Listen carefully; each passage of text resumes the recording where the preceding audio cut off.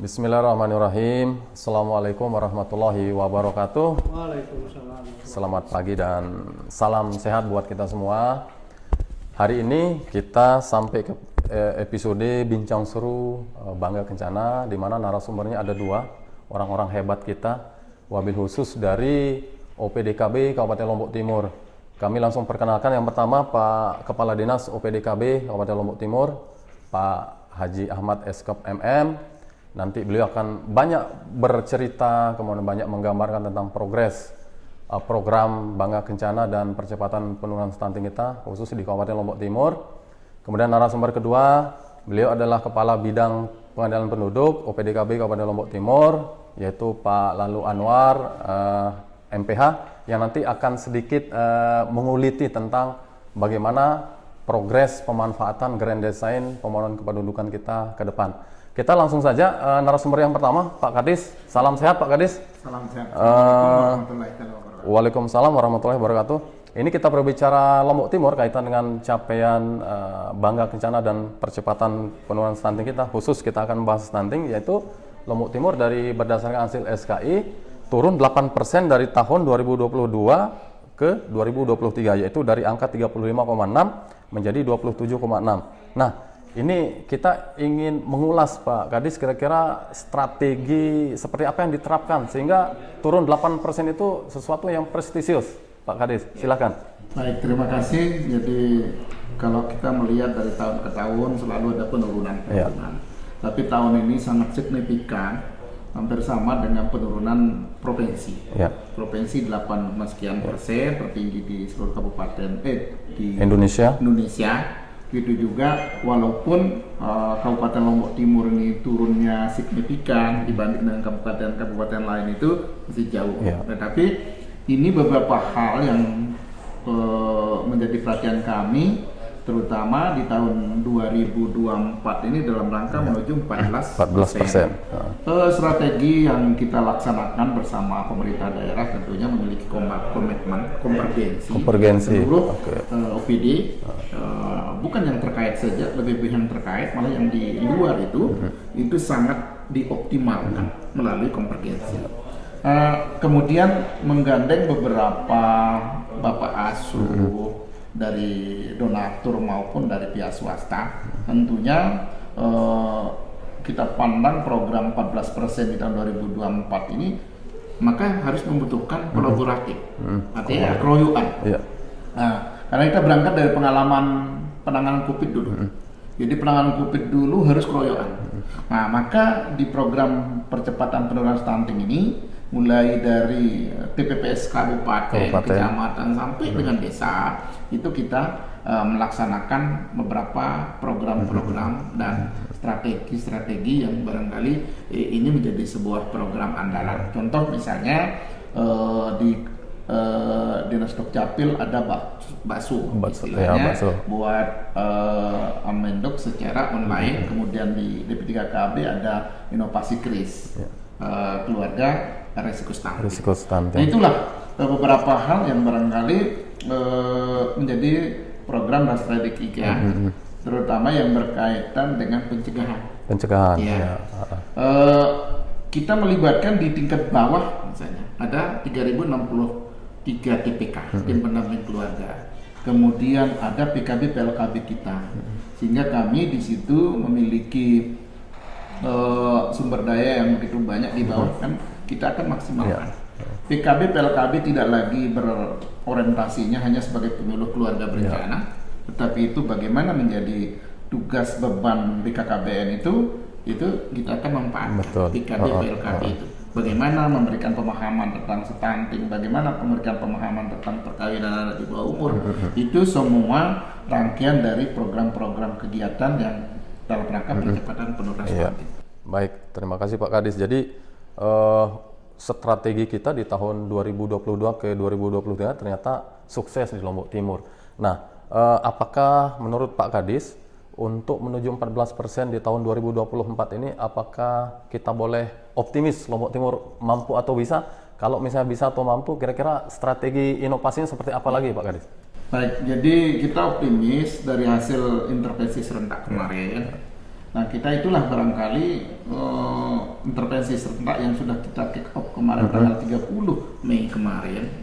Itu kami optimis kalau dari hasil intervensi serentak itu akan lebih turun lagi.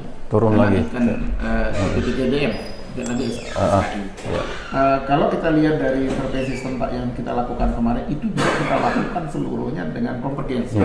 Seluruh OPD itu diberikan tugas dan mandat oleh Pak Bupati untuk mematuh, monitoring. Semua OPD itu turun ke daerah binaannya masing-masing.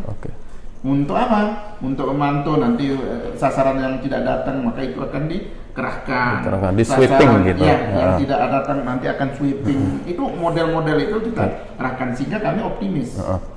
Optimis untuk 2024 ini bisa menjadi 14%. Bahkan kalau kita lihat dari PPGBM kita sudah bukan lagi 14 tetapi sudah di bawah 14%. Sudah di bawah 14%. Itu PPGBM. Cuma kan data ini belum diakui kan? Betul. Yang kedua, kita akan memanfaatkan dalam rangka pencegahan. Karena kalau kita fokus kepada penanganan kasus stunting saja tetapi lupa misalnya dengan keluarga risiko stunting. Dan itu akan menjadi bom waktu nanti, maka kita lakukan beberapa kegiatan inovasi. Misalnya saja kelas keluarga risiko stunting di masing-masing. Maka kita berharap sebagai narasumbernya di situ adalah PKB PLKB. Itu sebagai moderator, fasilitator untuk bisa memberikan pemahaman terhadap keluarga risiko stunting. Karena data itu sudah ada semua di desa. Itu nanti Pak Kabit ini data itu distribusi ke sana sehingga nanti memudahkan pendampingan dan monitor kasus-kasus itu. Yang ketiga itu kita sudah alhamdulillah dengan adanya dapur sehat anti stunting yang kemarin tahun 2023 itu hampir seluruh desa. Dan alhamdulillah tahun ini juga tetap berlaku, berjalan, tetap ada program itu. Namun kita mencoba memberikan inovasi kepada desa yang tidak ada, dapur sehat anti stunting. Lalu desa itu bisa PMT itu melanjutkan. Nah, itulah harapan kita sehingga ada beberapa desa yang sudah mandiri untuk melakukan dapur sehat anti stunting. Itulah beberapa program strategi sehingga 2024 ini kita optimis angka PPGBM untuk stunting itu bisa di bawah. Oke. Baik, luar biasa Pak Kadis. Jadi kalau boleh saya ambil poinnya adalah ada dua poin inti sehingga angka stunting kita drastis bisa turun di Kabupaten Lombok Timur. Yang pertama adalah komitmen Pemda yang luar biasa. Kemudian yang kedua adalah kolaborasi, gotong royong dan lain sebagainya. Itu memang sangat masif dilakukan di Kabupaten Lombok Timur. Terima kasih Pak Kadis. Kita pindah ke topik yang kedua, Kepala Bidang Pengendalian Penduduk kaitan dengan rancangan dokumen Grand Design Pembangunan Kependudukan 5 pilar yang sudah kita susun. Bahkan di Lombok Timur sebagai salah satu kabupaten yang sudah diperkuat dengan peraturan bupati. Nah, kira-kira mekanisme implementasi pemanfaatan GDPK 5 pilar kita seperti apa Pak Kabit ke depannya khusus di Kabupaten Lombok Timur? Terima kasih Pak Stef. Jadi alhamdulillah kita proses Grand Design Kependudukan ini kita sudah punya perbuk sekarang. Jadi kita sudah dokumen kita susun yang 5 pilar sesuai dengan amanat Permendagri. Kemudian kita sudah memiliki Perbuk nomor 50 tahun 2023. Nah, selanjutnya adalah bagaimana kita bisa mensosialisasikan Perbuk itu ke semua stakeholder. Nah, jadi harapan kita ke depan adalah semua stakeholder yang ada di Kabupaten Lombok Timur itu merencanakan, memanfaatkan jadi pembangunan itu yang berwawasan kependudukan. Jadi alhamdulillah kita beberapa saat yang lalu kita sudah mengumpulkan semua OPD. Ini Pak Kadis dari Bapeda sebagai narasumbernya. Kita tentang bagaimana sinkronisasi dengan Perbuk 50 itu sehingga masing-masing OPD itu bahwa kependudukan itu bisa menjadi pilar, menjadi acuan untuk merencanakan program-program pembangunan. Nah, kita sudah memiliki target-target sampai jangka panjang sesuai dengan dan kita sudah sesuaikan dengan bagaimana arah pembangunan untuk Indonesia Emas 2045 itu. Nah, jadi kita sudah pada tahapan tinggal memanfaatkan jadi Grand Design ini. Jadi Grand Design ini menjadi acuan beberapa OPD dalam merencanakan program-programnya yang berhubungan. Jadi penduduk ini tidak hanya dipakai sebagai objek, tetapi dia adalah subjek dari segala pembangunan. Seperti itu kondisi kita yang saat ini. Baik, satu lagi Pak Kabid, ketika berbicara pemanfaatan, sekarang ini momennya sangat tepat, yaitu akan ada pemilu kada serentak. Artinya dokumen yang sudah kita sepakati karena dibuat oleh Pokja semua lintas sektor yang ada di Kabupaten Lombok Timur, bagaimana supaya indikator yang ada di dokumen itu mungkin bisa masuk ke dalam rancangan pembangunan jangka menengah kita atau RPJMD. Atau sebelum itu Pak Kadis juga nanti boleh menambahkan, karena ada peluang yang sangat strategis, yaitu nanti ketika ada debat kandidat, mungkin indikator kita bisa dipergunakan. Kira-kira seperti apa nanti langkah-langkah kita Pak Kabid dan Pak Kadis untuk itu? Mungkin yang dulu Pak Kadis sedikit. Jadi alhamdulillah kita sudah memasuki isi-isi daripada Grand Design itu ke beberapa pihak yang berkepentingan, terutama misalnya dari Bapeda itu, kemudian koalisi masyarakat sipil kayak koalisi kependudukan dan semua. Jadi supaya itu disuarakan juga lewat media, sehingga bahwa kita masalah kependudukan ini harus menjadi acuan kita ke depan. Bonus demografi, lalu bagaimana menghadapi bonus demografi yang jangan sampai justru kita terkaget-kaget, nanti justru banyaknya pengangguran yang dihasilkan karena ketidaksiapan kita menghadapi bonus demografi itu kan. Nah untungnya Lombok Timur itu secara hitung-hitungan kita akan memasuki bonus demografi itu pada 2027. Jadi mumpung beberapa daerah sudah mendahului, ternyata kalau tidak siap kan kita kebetulan juga dengan pilkada ini yang mulai dari 2025 itu kan, jadi sehingga 2026 itu sudah baru.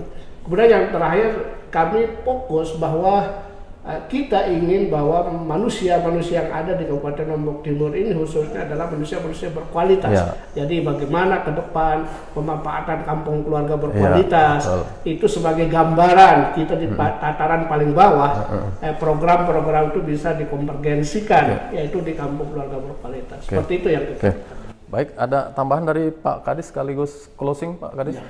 Baik, kalau berkaitan dengan visi dan misi dalam rangka pilkada serentak besok, tentunya ada ruang diberikan untuk mendapatkan info kepada semua calon, baik tentang data, baik tentang program-program ke depan. Tentunya dianggap penting oleh para calon, yaitu nanti akan bisa dia masukkan di visi dan misi, terutama isu tentang kependudukan, ya, kemudian isu tentang pemberdayaan perempuan dan perlindungan anak. Itu ada ruang diberikan oleh Pemda Web. Jadi informasi itu nanti para calon atau kandidat yang akan bertarung itu bisa mencari lewat info. Betul. Terakhir saya barangkali selaku pimpinan UPD DP3KB Kabupaten Lombok Timur mengharapkan terutama yang berkaitan dengan program-program nasional yang terutama dengan percepatan proses stunting, kemudian Grand Design kependudukan, dua hal itu menjadi fokus kita di Kabupaten Lombok Timur agar dua program ini betul-betul sukses dan bisa terlaksana dengan baik sesuai dengan tujuan dan arah dari kebijakan Dinas DP3KB. Baik, terima kasih Pak Kadis dan Pak Kabid, luar biasa. Tema kita walaupun singkat padat tapi insya Allah sangat komprehensif kaitan dengan bagaimana strategi Kabupaten Lombok Timur dalam upaya ikhtiarnya melakukan percepatan penurunan stunting menuju angka 14% insya Allah di tahun 2024. Optimis. Ya, insya Allah optimis. Kemudian kaitan dengan dokumen Grand Design kita memang sudah mulai ada semacam ikhtiar dari pemerintah daerah untuk bisa memanfaatkan dokumen yang memang sudah sangat sulit sekali kita susun ketika itu, dan akhirnya pada tahun 2024 ini muncul regulasi yang menguatkan untuk kita bisa memanfaatkan secara maksimal, yaitu berupa peraturan bupati. Terima kasih warga YouTube BKBN Provinsi NTB atas perhatian kita. Semoga tema kita ini bermanfaat untuk kita semua. Akhir kata, kami atas nama pembawa acara mengucapkan terima kasih. Wassalamualaikum warahmatullahi wabarakatuh. Salam BKKBN. Berencana itu keren.